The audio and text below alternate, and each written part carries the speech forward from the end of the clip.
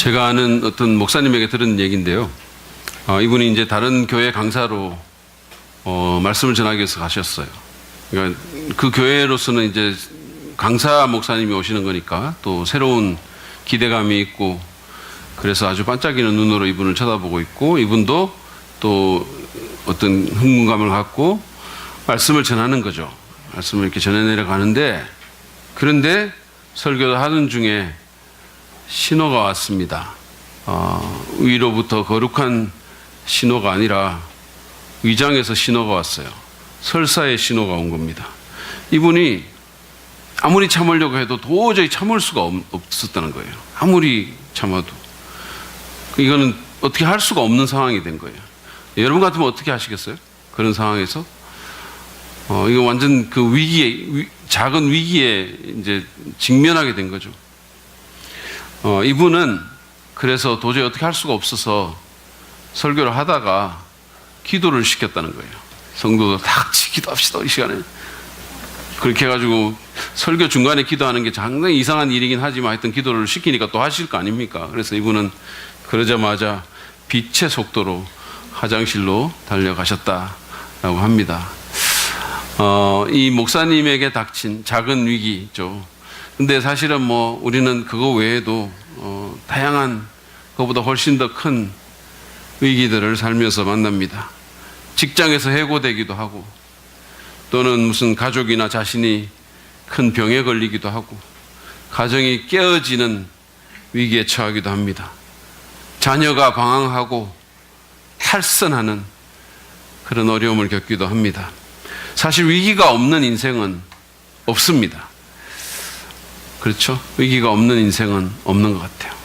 사람마다 모습은 다르고 또 강도도 다르고 빈도수도 다르겠지만 어쨌든 우리는 삶 가운데서 이런저런 위기를 경험합니다. 그러면 이런 위기는 우리에게 영적으로 어떤 의미가 있을까요? 하나님은 이런 위기 가운데서, 이런 문제 가운데서 또 무슨 일을 하십니까? 우리는 오늘 아들의 치명적인 질병이라는 위기를 만난 한 남자의 이야기를 통해서 이런 질문에 대한 답을 찾아보기를 원합니다. 그 이야기는 조금 전에 읽었던 요한복음 4장 46절부터 54절에 기록되어 있는데, 제가 먼저 본문 얘기를 간략하게 설명을 해드리고 그리고 우리의 대답으로 들어가겠습니다. 이 남자는 요한복음 4장 46절에서 왕의 신하로 소개가 되어 있습니다. 이 사람은 헤롯 대왕이자 헤롯 대왕의 아들이죠. 아들이자 분봉왕 헤롯으로 알려져 있는 헤롯 안티파스, 우리 한국말로는 헤롯 안디바라고 하기도 합니다. 헤롯 안티파스를 섬기던 왕의 고위 관료였습니다. 당시의 배경을 연구하는 학자들에 의하면 이 사람은 부유한 귀족이었을 것이고, 그리스 로마 문화의 영향을 받아서 상당히 문화 생활을 했던 상류층 사람이었습니다. 그는 하나님의 존재는 믿었지만, 그리고 가끔씩 종교 행사에 참여했을지는 모르지만, 그 당시에 팔레스타인에 살았던 거의 모든 사람이 그랬던 것처럼 그렇게 했을지는 모르지만, 유대의 일반적인 기준으로 보면 그렇게 종교적이거나 신앙적인 사람은 아니었을 겁니다. 이 사람이 종교적인 사람이 아니었던 한 가지 이유는 그에게 별로 부족한 것이 없었기 때문입니다. 그는 성공한 사람이었어요. 돈과 권력도 쥐고 있었습니다. 아마 그의 집은 갈릴리에 넘실대는 푸른 파도가 내려다 보이는 명당짜리, 아주 전망 좋은 언덕 위에 자리 잡은 아름다운 저택이었을 것입니다. 집에는 많은 하인들이 있어서 그의 시중을 들고, 식탁에는 늘 맛있는 아주 좋은 음식들이 올라왔을 것입니다. 그런데 이게 웬일입니까? 어느 날 그의 행복을, 그의 식욕을 일순간에 앗아가 버린 그런 일이 생겼습니다. 평소에 놀라운 에너지로 그 큰 집을 왔다 갔다 하던, 뛰어다니던 그의 아들이 알아눕게 된 것입니다.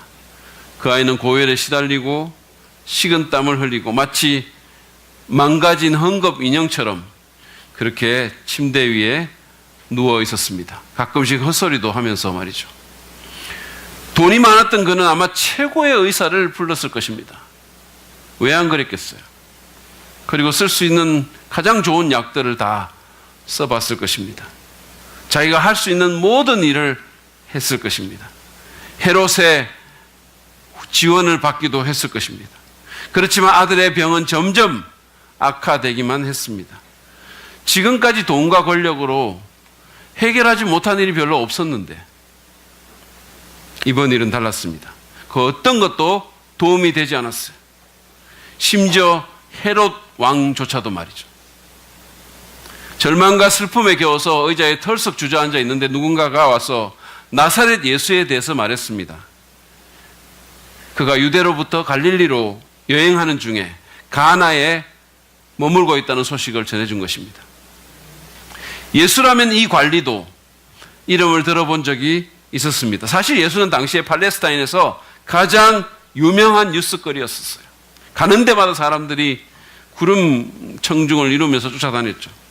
누군가의 결혼식장에 가서 물로 포도주를 만들기도 하고 문둥병자의 손을 대는 파격적인 행동으로 그 문둥병을 치유해 주기도 하고 귀신 들린 사람의 귀신을 쫓아내는 그런 소문이 팔레스타인 전역에 퍼져 있었고 이 사람도 그 소문을 들었습니다.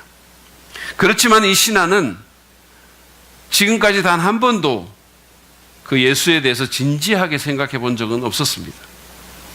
우리가 건강할 때 세계적인 암 전문 의사에 대해서 아무리 소식을 들어도 전혀 관심을 갖지 않는 것과 같은 이치입니다. 그렇지만 지금은 달랐어요. 지금 그에게는 아무런 소망이 없습니다. 더 이상 해볼 일이 없었어요. 예수는 그에게 지금 마지막 희망이었습니다.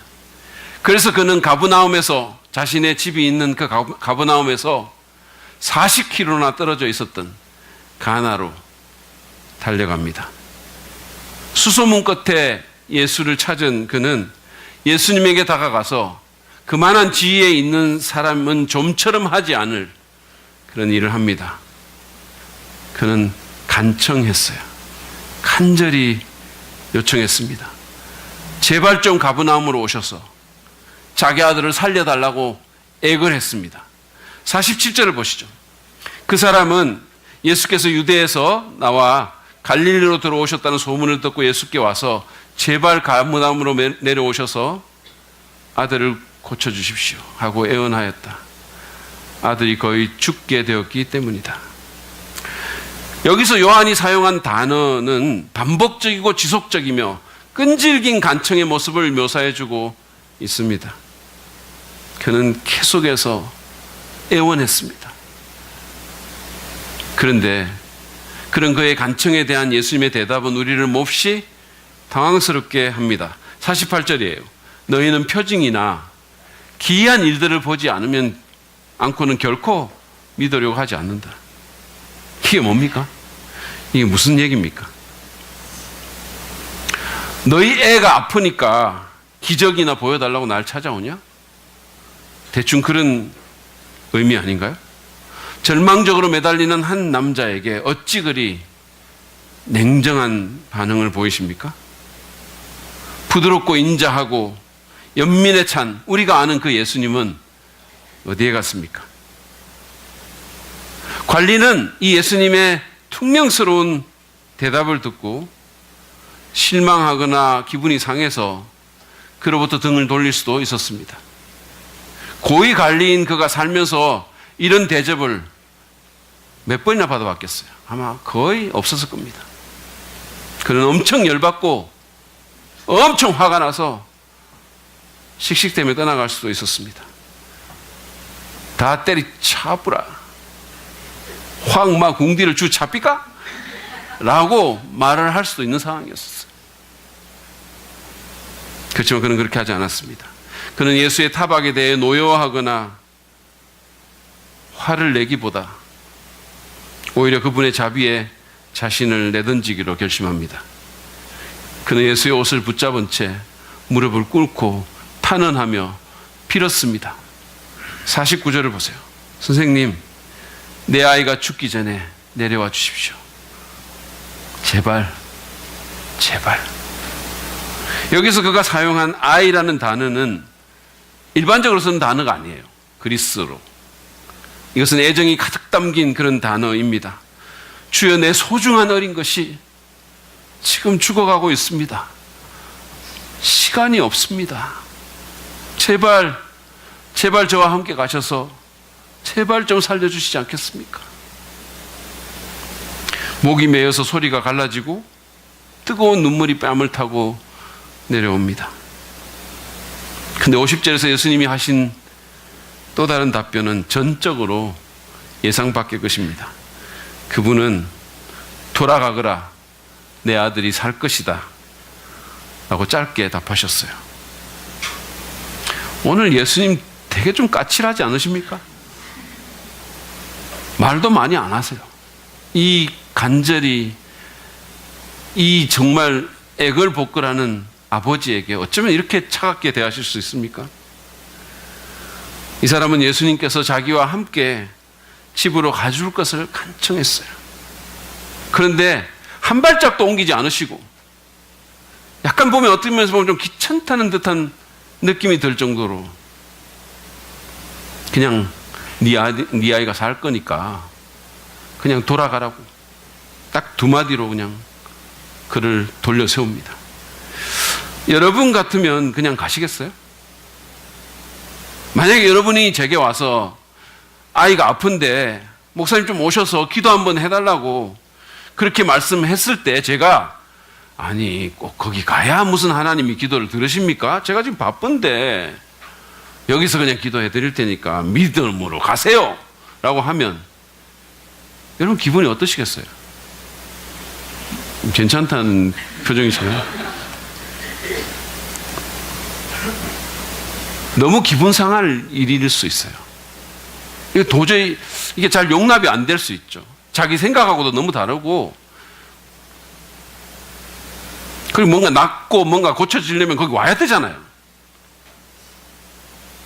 이 사람은 굉장히 기분 나쁠 수 있었습니다. 근데 놀랍게도 그는 예수님의 말씀에 따라 그 말씀 듣고 방향을 돌이켰어요. 집으로 돌아갑니다. 그는 예수님이 자기 집에 오셔서 아이 아픈데 손을 얹고 안수기도라도 간절히 해주면 그러면 아이가 좀 나아질지 모른다고 생각했습니다.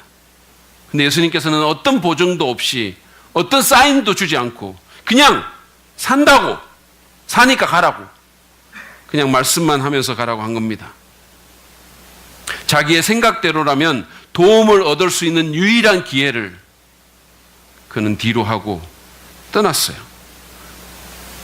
자기 생각을 내려놓고 예수님의 말씀을 더 따른 겁니다. 비록 자기가 생각할 때는 그분이 오셔서 아픈데 손 얹고 기도해 주기를 원했지만 그냥 가라고 하니까, 아이가 산다고 하니까 갔습니다. 50절 하반절을 보면 그는 예수께서 자기에게 하신 말씀을 믿고 떠나갔다. 무릎에 흙이 묻은 채로 얼굴에는 눈물 자국으로 얼룩이 진 채로 그는 예수님의 말을 그대로 믿고 집으로 향했습니다. 이 즈음에 이 사람의 집에는 놀라운 일이 일어났어요. 아이의 열이 내리고 혈색이 돌아왔습니다. 마치 잠에서 깨어난 듯이 아이는 기지개를 펴면서 자리에서 일어났어요. 아이 곁에서 눈물로 그 아이를 돌보든 지켜보든, 아니 어쩌면 눈물도 이제는 말라서 더 이상 흘릴 눈물조차 없는 그 엄마가 믿을 수 없는 표정으로 이 광경을 목도합니다. 그리고는 곧 기쁨의 함성을 지릅니다. 애가 일어났다고, 애가 살아났다고. 집안이 난리가 납니다. 주인이 집에 오기를 마냥 기다릴 수만은 없는 너무 놀라운 일이라 종들이 주인을 맞으러 나갔습니다. 그리고 저 멀리서 자기 주인의 모습이 보이자 흥분을 주체하지 못하고 소리칩니다. 아이가 살았습니다. 아이가 살았어요. 근데 이 주인이 아이가 언제 나왔냐고 묻습니다. 굉장히 특별한 거잖아요, 사실은. 죽어가던 아이가 나와가지고 그렇게 소리치고 하면 기뻐해야 되잖아요. 물론 기쁘겠죠. 근데 이 주인이 언제 나왔냐고 그 시점을 묻습니다. 놀랍게도 그것은 예수님께서 자신에게 아이가 살았다라고 했던 그 시각과 정확하게 일치했던 겁니다. 여러분, 이런 정도 되면 박수 한번 쳐야 되는 거 아닙니까? 여러분, 축구장 같은 데 가면 박수 무지하게 치시잖아요. 이거야말로 우리 그리스도인들이 박수 쳐야 되는 거예요. 놀라운 일이라는 겁니다. 이 관리는 너무 기뻐서 가슴이 터질 것 같았어요. 물론 아이가 살아서 기뻤습니다. 그는 아이를 품에 안고 뺨에 입을 맞추고 아이의 이름을 연신 불러가면서 그러면서 기뻐했을 겁니다. 아마 춤이라도 추고 싶었을 거예요. 그런데 그것만큼, 아니 그것보다 더 기뻤던 것은 그가 메시아를 만났다는 거예요. 위기에 처한 자신을 돌아보시고 말씀만으로 죽어가는 자를 살리신 그 능력의 주님을 발견하게 된 거예요. 아무것도 하지 않고 그냥 한 걸음도 옮기지 않고 죽어간 아이를 말씀만으로 살리신, 그 순간에 그냥 살려주신 능력의 주님. 그래서 그 모든 위기와 문제 가운데서 자신의 삶을 인도해 주실 능력의 주님을 그가 경험했던 것입니다. 그래서 그는 더 기뻤어요. 그는 가만히 있을 수가 없었습니다. 그래서 그는 가나에서 있었던 그 모든 일을 자기의 식구들 그리고 하인들에게 다 말합니다. 그래서 그 사람은 물론이거니와 그 온 집이 예수님을 믿게 됐습니다. 53절을 보시죠. 아이의 아버지는 그때가 예수께서 그에게 내 아들이 살 것이다 하고 말씀하신 바로 그 시간인 것을 알았다. 그래서 그와 그의 온 집안이 함께 예수를 믿었다. 이게 우리 얘기입니다. 우리는 이 얘기로부터 어떤 교훈을 얻을 수 있을까요? 제가 세 가지를 여러분에게 정리해서 말씀을 드립니다. 첫 번째로 우리는 오늘 이 기적 얘기를 통해서 삶의 위기가 우리를 주님 앞으로 나아가게 만드는 영적인 기회임을 배웁니다. 삶의 위기가 그냥 단순히 피하고 싶고 그냥 재수 없고 그냥 힘들기만 한 그런 불길한 것이 아니라 우리를 주님 앞으로 나아가게 만드는 영적 기회일 수도 있다는 겁니다. 여러분, 위기는 기회다라는 말 들어보셨죠? 오늘 얘기는 인생의 위기가 우리를 주님 앞으로 이끄는, 그리고 그 믿음을 점점 더 성장시켜주는 영적 기회임을 잘 보여줍니다. 본문의 이 관리는 자기 아이가 그 치명적인 병에 걸리지 않았다면 아마 평생 예수님께 나가지 않았을 것입니다. 자기 아들이 중병에 걸려서 모든 소망이 사라지지 않았다면 예수하고는 아무 상관없이 그냥 살다가 갔을 것입니다. 예수님과 그를 따라다니는 사람들을 오히려 조롱하고 비웃으실지도 모릅니다. 연약한 것들. 그런데 아들의 중병이라는 위기가 그의 마음을 가난하게 만들었고 그를 예수님께 나아가게 했습니다. 평소 같으면 절대 하지 않았을 간청을 하게 했고 주님의 말씀에 귀를 기울이게 된 것입니다. 그리하여 본문에 보는 것처럼 그는 예수님을 믿게 된 거예요. 이 위기 때문에. 저희 교회에도 삶의 위기 때문에 교회에 나오고 그로 인해서 주님을 만난 여러분들이 계십니다. 그분들은 아마 그런 위기가 없었다면 결코 교회에 발을 디디거나 하나님을 찾지 않았을 것입니다. 우리나라의 대표적인 석학으로 인정받는 이어령 씨라는 분을 알 겁니다. 수많은 베스트셀러의 저자고 문화부 장관까지도 영입했던 분입니다. 영향력이 많은 분이에요. 무신론자였고 그리고 기독교에 대해서 굉장히 날카로운 비판자였습니다. 그러던 중에 잘 나가는 인생을 살았죠, 사실은. 근데 그러던 중에 손자가 자폐 판정을 받습니다. 그리고 자기 딸은 암에 걸립니다. 그것도 부족해서 그 딸은 실명 위기에 처하게 되고 손자는 그 이듬해에 세상을 떠나게 됩니다. 이런 인생의 위기가 그로 하여금 자신의 한계를 인정하게 인정하지 않으면 안 되게 만듭니다. 그리고 그로 하여금 하나님께 나아가게 만들었어요. 자신의 그 모든 지식이, 자신의 힘이, 자신의 영향력이 아무것도 할 수 없다는 사실을 그가 절감하게 되는 겁니다. 아무것도 할 수 없다는 사실.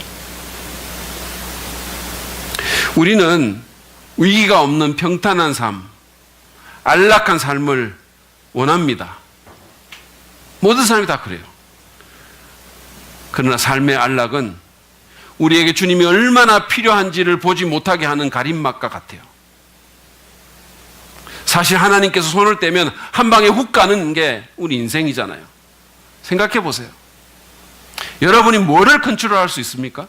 자기 심장 박동 하나도 컨트롤할 수 없는 우리가 어떻게 내 인생을 컨트롤하고 내 자녀의 삶을 내가 완벽하게 조정합니까?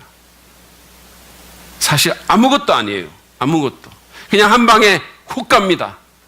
아무리 대단한 사람도 하늘이 부르면 그냥 가는 거예요.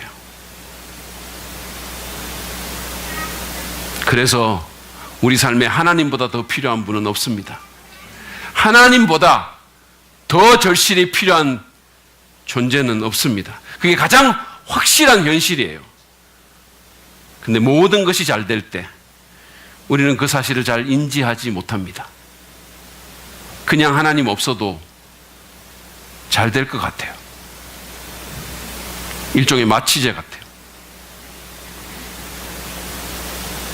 우리는 안락한 삶이 꼭 복이 아니고 위기가 꼭 화가 아님을 인식할 필요가 있습니다. 사실 이것은 예수님을 이미 믿고 있는 크리스찬의 삶에 있어서 마찬가지예요. 위기가 없고 환난이 없고 문제가 없을 때 우리는 주님께 더 감사하고 더 주님을 높이고 찬양하고 더 주님께 가까이 가야지 맞는데, 그렇게 해주신 주님을 찬양해야지 맞는데 사실 잘 그러지 않죠. 삶의 안락이 우리에게 주님이 얼마나 필요한지를 잘 못 느끼게 만들어주는 거예요. 그냥 내 힘으로 이렇게 된 것 같고 그냥 잘 살 수 있을 것 같은 거예요. 대체물이 이제는 더 많이 생겼으니까. 부끄럽지만 목사님 저도 마찬가지예요. 사역이 잘 되고 아무 문제가 없을 때보다는 좀 어려움이 있을 때 더 간절해지고 더 주님을 절실히 찾게 되는 게 제 현실인 것 같아요. 그래서 교회 건축을 하면서 또 건축 과정 중에 좀 힘든 일이 있을 때 더 하나님 앞에 무릎을 꿇게 되고 더 주님께 나가게 돼요. 더 기도하게 되고 더 기도에 힘이 들어가요. 더 간절해지고. 빛 가운데 걸어가다 보면 빛 가운데로 걸어가게도 됩니다. 무슨 말인지 이해가 안 되세요? 은행 빛 가운데로 가다 보면 하나님의 빛 가운데로 가지 않을 수 없게 만들어지는 현실이 있어요. 그래서 저는 주님과 더 가까워지고 싶은 목회자들에게 건축을 한번 해보라고 권유하고 싶어요. 빚을 많이 지면 질수록 주님과 더 가까워집니다. 농담이고 사실은. 여러분, 삶의 위기는 어렵고 힘들지만 그러나 모든 것이 다 부정적인 것은 아닙니다. 그것은 주님을 바라보게 하고 그분께 더 가까이 나아가게 만들고 우리의 믿음을 성숙시킬 수 있는 영적 기회예요. 사실은 이런 게 없어도 잘하면 참 좋겠는데 그렇지 못한 미련한 우리 인생에게 때로 위기와 문제는 하나님께 우리를 나아가게 만드는 영적 기회가 됩니다. 두 번째로 오늘 이 얘기는 주님의 실망스러운 반응이 사실상은 위장된 자비임을 우리에게 또한 가르쳐 줍니다. 본문에서 예수님은 절박한 심정으로 자기를 찾아온 왕의 신하에게 별로 친절하게 대하시지 않습니다. 아니, 오히려 상당히 좀 냉정하게 까칠하게 대해주세요. 질책하는 것 같고 같이 집에 좀 가달라는 그 간절한 요청에도 응하지 않으십니다. 아니, 오리를 가자고 하면 십리를 가주라고 말씀하신 분이 주님 자신이잖아요. 이 관리의 입장에서 보면 이것은 매우 실망스러운 반응입니다. 뭡니까? 이게 예수님 나빠요. 뭐 이런 거잖아요. 예수님이 왜 이러셨을까요? 그날따라 좀 컨디션이 안 좋아가지고 갑자기 막 신경질이 나신 것일까요? 우리가 종종 그러는 것처럼 오늘 나 상태 안 좋아. 건드리지 마. 뭐 이런 거 있잖아요. 아니겠죠. 예수님은 이런 반응을 통해서 그 사람이 자신의 내면을 들여다보기를 원하셨고 더 겸손해지기를 원하셨고 그의 믿음의 수준을 더 업그레이드 시키기를 원하셨던 겁니다. 켄트 휴즈의 표현에 의하면 이것은 수술적 자비입니다. Surgical mercy예요. 수술칼을 들이대는 것이 자비처럼 여겨지지 않지만 그것이 분명 자비인 것처럼 예수님의 이 이상한 반응도 우리의 내면을 수술하기 위한 자비라는 거예요. 켄 가이어는 이것을 엄격한 자비라고 부르기도 합니다. 우리가 주님께 나아가는 과정에서 또는 믿음 생활을 하는 과정 가운데서 주님이 상당히 실망스럽게 반응할 때가 있어요. 여러분에게는 그런 때가 없었습니까? 위기나 문제를 만나서 정말 예수님께 나갔는데 그래서 정말로 간절히 구했는데 그분이 여러분에게 냉정하게 대하시는 것 같은 느낌을 받은 적이 없으십니까? 그분이 내 간청에 응답하시지 않는 것 같아서 실망한 적이 없으십니까? 아무리 말해도 벽대고 말하는 것 같고 이상한 일이 자꾸 일어나고 그런 적 없습니까? 저희 딸내미가 다리뼈를 부러뜨려 가지고 어릴 때 굉장히 많이 아파했을 때 정말로 힘들었거든요. 병원에 입원해 가지고 잠도 못 자고 계속 아프다고 소리 지르고 자기만 못 잡니까? 다 못 자죠 그러면. 너무 힘들었었어요. 그때 제 아내가 자주 했던 질문이 있습니다. 여보, 아이에게 통증 좀 가시게 해달라고 그렇게 기도하는데도 왜 하나님은 안 들어주시지? 그렇게 기도하는데 아니 조그만 애 좀 이렇게 힘들어가지고 밤에 잠도 못 자고 그래서 좀 통증 조금만 가시게 해달라고 그렇게 기도를 하는데 아니 왜 안 들어주시는 거지? 저는 아무 대답도 할 수 없었어요. 뭐 말을 할 수가 없잖아요. 그럼 자꾸 묻는 겁니다. 제 아내는 집요해요. 대답을 들을 때까지 묻습니다. 말 좀 해봐요. 당신은 신학 공부한 목사잖아 이러는 거예요. 그래서 제가 대답합니다. 여보, 나도 몰라. 목사가 무슨 하나님이야? 나도 힘들어. 나도 죽겠어. 나도 몰라. 나한테 묻지 말라고 제발. 여러분에게도 아마 그랬던 때가 있었을 겁니다. 힘들었던 때 혼자서 주차장에서 차를 세워놓고 소리 지르며 울었을 때 하나님은 아무것도 안 하는 것 같고 그런 때가 온다 하더라도 그럼에도 불구하고 우리는 그분에게서 떠나면 안 됩니다. 필립 얀시가 쓴 하나님 당신께 실망했습니다라는 책에 보면 한 신학생이 나옵니다. 이 사람은 열심히 기도하고 성경 읽고 정말로 막 그렇게 했는데 안 좋은 일이 계속 생기는 거예요. 부모는 이혼하고 직장에서 잘리고 그래서 빚더미에 앉게 되고 약혼녀가 생겼는데 결별당하고 안 좋은 일들 계속 당하는 거예요. 어느 날 밤에 그는 하나님께서 존재한다는 확실한 사인을 보여달라고, 안 그러면 하나님을 자기 인생에서 지워버리겠다고 하나님께 최후 통첩을 해요. 사람이 하나님한테 이렇게 하면 되는지 안 되는지 모르겠지만 어쨌든 그는 최후 통첩을 합니다.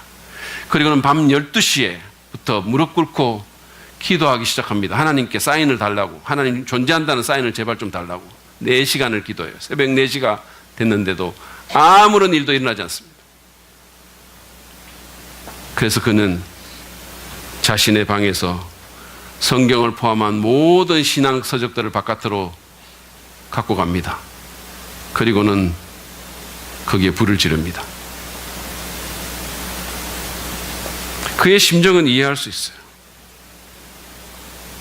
그렇지만 우리는 그럼에도 불구하고 그렇게 반응해서는 안 됩니다. 제가 아는 어떤 분은 독약이 든 병을 하늘을 향해서 높이 쳐들고 언제까지 이거 해결 안 해주면 이거 먹고 확 죽어버리겠다고 하나님을 협박했어요. 정말로 간이 큰 사람입니다. 제가 만약에 하나님이었으면 그 사람은 죽었어요. 지금 살고 있지 않습니다. 여러분, 우리는 그렇게 반응해서는 안 됩니다. 물론 힘들죠. 물론 힘듭니다. 때로 화가 날 때도 있어요.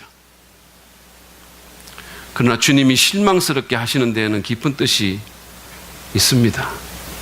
그것은 엄격해 보일지 몰라도, 냉정해 보일지 몰라도 주님의 속뜻은 자비예요.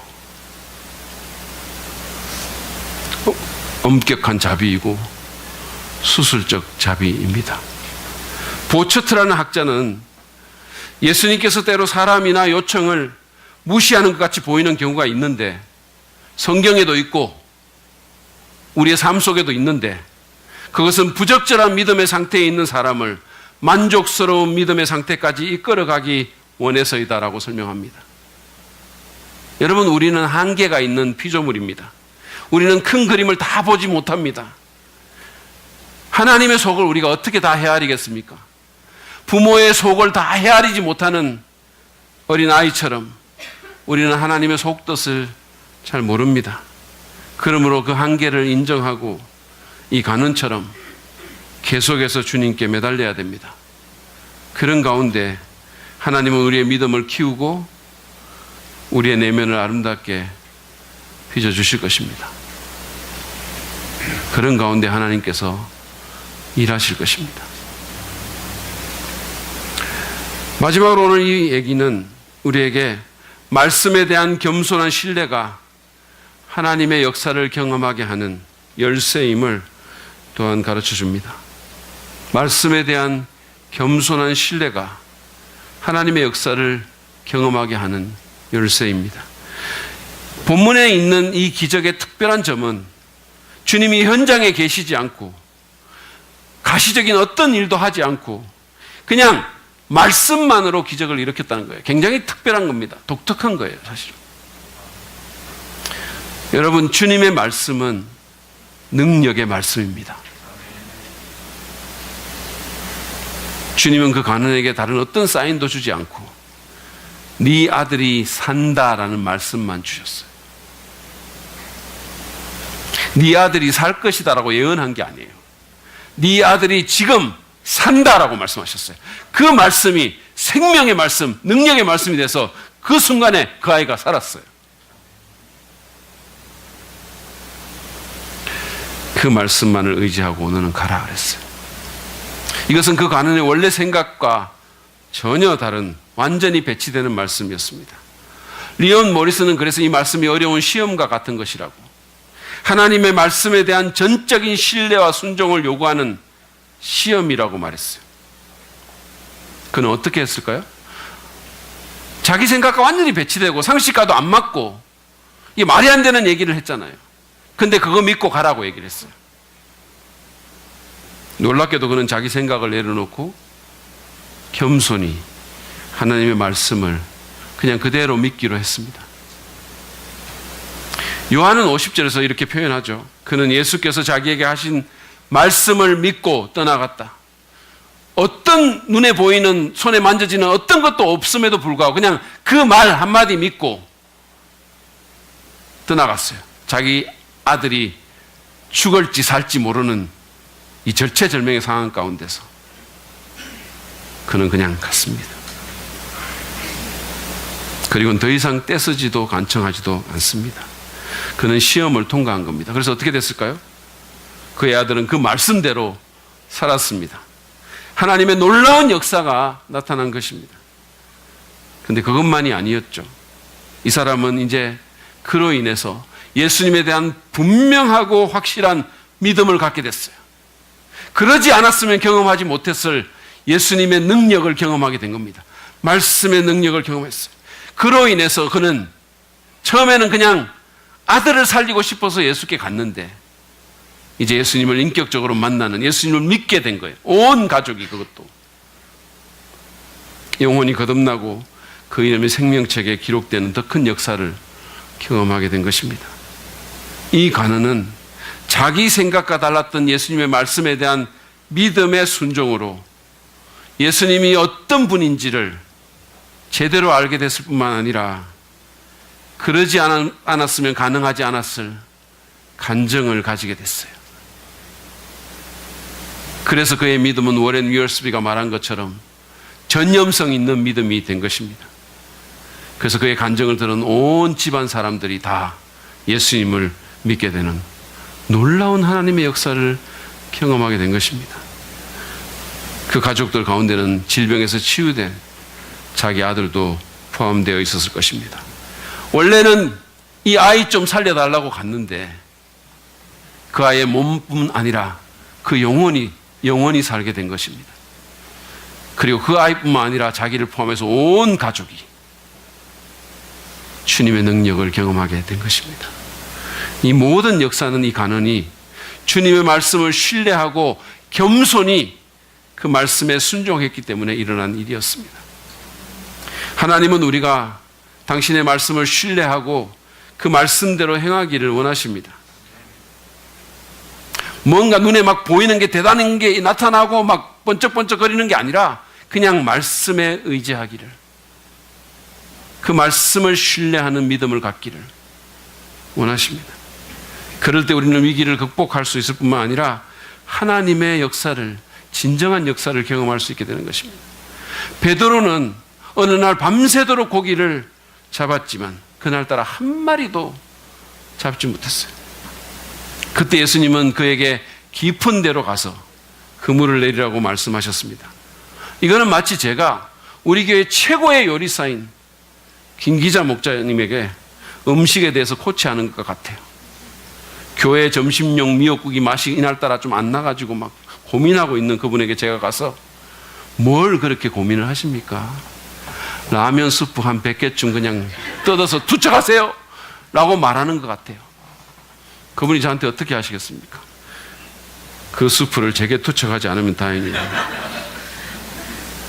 여러분, 예수님의 이 말씀에 대해서 베드로가 뭐라고 했을까요? 개역개정으로 누가복음 5장 5절을 읽어봅시다. 제가 읽어드릴게요. 선생님, 여기 우리들은 고기 잡는 전문가들이 밤이 새도록 수고하였으되 잡은 것이 없지만은 말씀에, 고기 한 마리도 잡아본 적 없는 그 분의 말씀에 의지하여 내가 그물을 내리리이다. 그는 그렇게 했습니다. 전문가가 비전문가의 말을 듣고 그 말씀대로 그대로 했어요. 그리고 그 결과는 우리가 너무 잘 압니다. 배가 가라앉을 정도로 고기를 잡았어요. 그리고 이 더 중요한 기적은 여기서 그 사건으로 인해서 베드로는 자신이 어떤 존재이며 예수님이 어떤 존재인가를 제대로 알게 됐던 것입니다.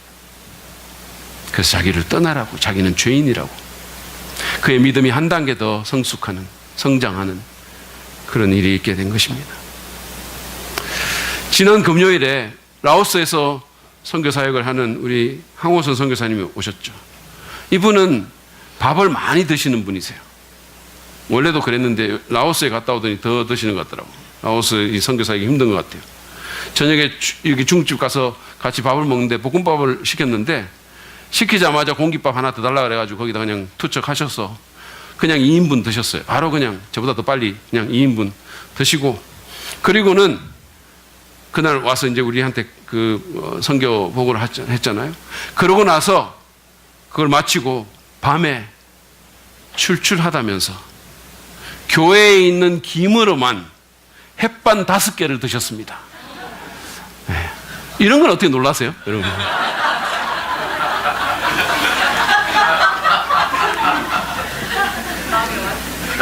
그런데 항호선 선교사님은 밥만 많이 드실 뿐만 아니라 복음 전도도 엄청나게 합니다. 수많은 사람들에게 복음을 전해요. 복음의 메시지를 그분이 단순하게 믿고 굉장히 단순한 믿음으로 그 말씀을 받아들이고 복음 전파의 명령에 순종해서 누구에게나 어디서나 그는 복음을 가리지 않고 전한다고 했어요. 그날 와서 통계를 보여줬는데 이 항호선 선교사님과 그 팀이 한 20명 정도 되는 팀이 올해 지금까지 거의 9천 명에게 복음을 전했다는 거예요. 이런 건 안 놀라시잖아요, 여러분. 올해 20명이 거의 9천 명에게 복음을 전해서 거의 한 7, 8천 명이 예수님 믿게 됐대요. 라오스에서. 근데 이런 일이 있었다고 합니다. 그의 제자인 라오스 자매와 함께 복음을 전했는데 신고가 들어가서 경찰 2명이 온 거예요. 라오스는 전도가 불법인 공산주의 나라입니다. 근데 그 경찰이 그 자매의 말을 듣다가 그냥 돌아갔다는 거예요. 그 자매가 자기네 지방말로 경찰에게 말을 했는데 그냥 돌아가더라는 거예요. 너무 이상하죠. 나중에 알고 봤더니 이 자매가 그 자기를 잡으러 온 경찰에게 자기네 지방말로 복음을 전한 거예요. 담대하게. 그리고 그 두 사람 중에 한 사람이 예수님을 믿었다는 거죠. 그래서 그냥 돌아갔다는 겁니다. 위기였지만 그 자매는 복음을 전하라는 그 말씀에 의지해서 그냥 순종한 거예요. 그리고 그것이 하나님의 역사를 일어나게 만든 겁니다. 여러분, 위기 때 우리는 말씀에 의지하기보다는 잔머리를 굴리고 내 생각대로 할 때가 너무 많습니다. 세상의 자원에 의지하려고 하고 세상 소리를 듣기 위해서 굉장히 애를 씁니다. 그래서 상황을 더 어렵게 만드는 거예요. 주님의 말씀을 겸손히 신뢰합시다. 김창엽 목사님, 우리 리버티에서 오랫동안 아마 지금도 가르치고 계실걸요? 전설적인 교수님이십니다. 그 김창엽 목사님이 사모님이 중병에 걸리셨을 때 서로 죄를 고백하고 서로를 위해 기도하라는 야고보서 5장 16절 말씀에 의지해서 미국 전역에 흩어져서 사는 자녀들 가정을 다 불렀대요. 그리고 이 말씀을 읽어주고 그리고는 지금 너희 어머니가 병이 들었는데 성경에는 이렇게 기도하라고 한다. 우리 서로 마음에 있는 거 다 고백하자. 그랬더니 그 가운데서 하나님의 역사가 나타났습니다. 온 가족이 울면서 서로 고백하고 그동안 섭섭했던 일들, 힘들었던 일들 서로 고백하고 서로 받아들이고 서로 용서하고 그래서 그동안 소원하고 힘들었던 관계들이 회복되는 놀라운 감격적인 역사가 일어났다는 거예요. 주님의 말씀은 진리의 말씀이고 능력의 말씀입니다. 그 말씀을 신뢰하고 그 말씀대로 행합시다. 그럴 때 우리는 위기를 이기고 그럴 때 하나님의 역사를 보게 될 것입니다.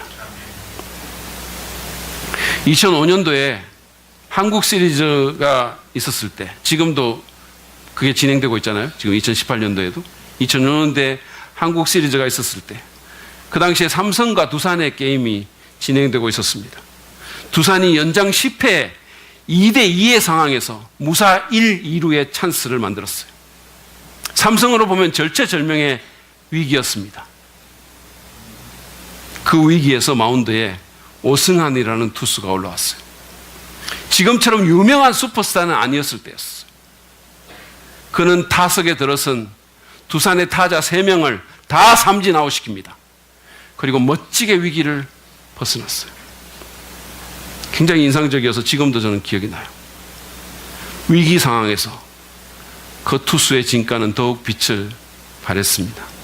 당시의 삼성의 팬들은 위기 때문에 오승환이라는 투수가 어떤 투수인지를 새롭게 보았을 것입니다.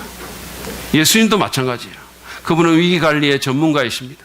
그분은 십자가에서 못 박혀 죽으시고 우리를 위해서 그리고 죽으셨기 때문에 패배의 위기에 몰렸지만 아버지의 말씀에 온전히 순종했고 그로 인해서 사흘 만에 부활하심으로 그 위기를 멋지게 벗어나시고 승리하셨습니다. 여러분, 예수님보다 더 위기를 잘 다루시는 분은 없습니다. 따라서 우리는 위기 가운데 그분이 참으로 어떤 분인지를 새롭게 경험하게 되는 거예요. 위기 때문에. 여러분, 위기 가운데 있으십니까? 기억하십시오. 위기는 우리를 예수님께 더 가까이 이끄는 그리고 우리의 믿음을 더 성장시키는 영적 기회가 될 수 있습니다. 그분께 나아갑시다. 그리고 그분이 내 기대와 다르게 행하시더라도 실망하거나 화내며 돌아서지 말고 그 속뜻은 자비임을 우리가 기억하고 인식하고 힘들지만 그 엄격한 자비를 받아들이도록 노력합시다. 그리고 더 나아가서 내 생각과 내 뜻을 내려놓고 겸손히 주님의 말씀을 신뢰하는 가운데 그 말씀대로 행합시다. 그럴 때 우리는 위기를 통해서 더 성장하게 되고 하나님의 더 큰 역사를 경험하게 될 것입니다. 그리고 우리의 인격도 더 나아지게 될 것입니다. 그런 축복이 여러분 모두에게 있기를 간절히 바랍니다.